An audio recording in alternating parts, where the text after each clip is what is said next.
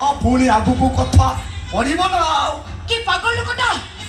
ये मो कथा सुनले तमे भी आउरी पागल हे जिवो तब पाद तळु माटी खचिबो काटा तम मुंड ऊपर छेंडी पड़ी देखो जा कहबे तू सीधा सीधा को मो बहुत टेंशन ये सत कहछ तमे टेंशन रे अछ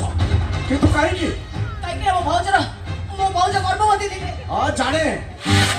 मो भौजर पिलाटा जन्म हो से मरी गला से कथा भी जाने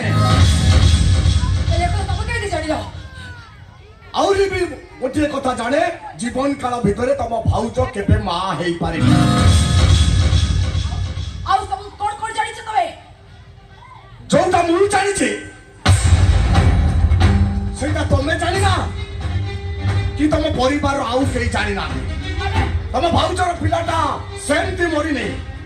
ताको इंजेक्शन दे मारी दिया जाए आउ से विष इंजेक्शन दे छे तम बड़ भाई डॉक्टर अमलान संग चुप एकदम चुप वो भाई विषय पते कहले वो बोली दिबी तबे आउ चोटे बड़ी सुतमारी भले भले कोचे चुपचाप चली जाओ तमे जानि छ वो भाई जदी ए भीतर जाए तो अवस्था कोन करबा एक कथा बराबर चिंता करी पारुछ त चली जाबा कि सामने ए कथाटा जदि बाहर प्रकाश पाई जाए ताले कौन हबो तम बड़ भाई रो अवस्था तमे जानि छ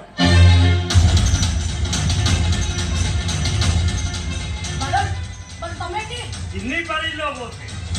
कले चपटे खाइबा सप्त चपटा बोली गलणी मते अबे पागल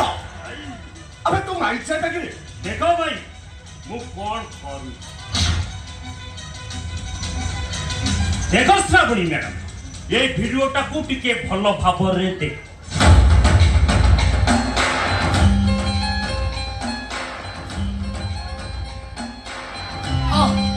ए वीडियो रे खास कर अछि मो भाउज हॉस्पिटल बेड रे सोई छथि आउ तापरे हमर नवजात शिशु आउ तापरे कोन मो भाई तक इंजेक्शन दउ छथि आउ से इंजेक्शन टा को टिके जूम करी देखो श्रावणी मैडम से इंजेक्शन में कौन लिखा है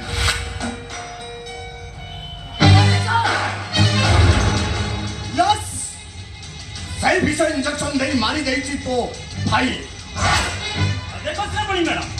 से इंजेक्शन टा बड़ हुआ लोकटा को टिके भलो भाबरे बादल तमे ओय क्यों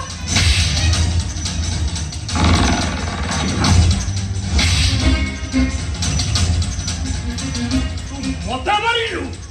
ए बादल को मारिलु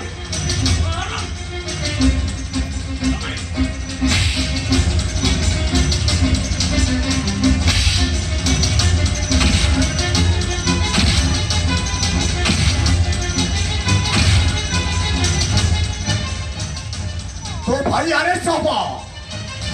डाक्टर सर्टिफिकेट ज्ञान हबो आउ ता नर्सिंग होम रे गोटे 22 क्लियर ताला झुलिबो नर्सिंग होम रे नौकरी करू इंजेक्शन बेकार करूवा कथाटा जदि बाहर प्रकाश पाई जाए ताले लोक माने ढेला पत्थर मारी तो भाईटा को मारी देबे जाइबे तो सेति कर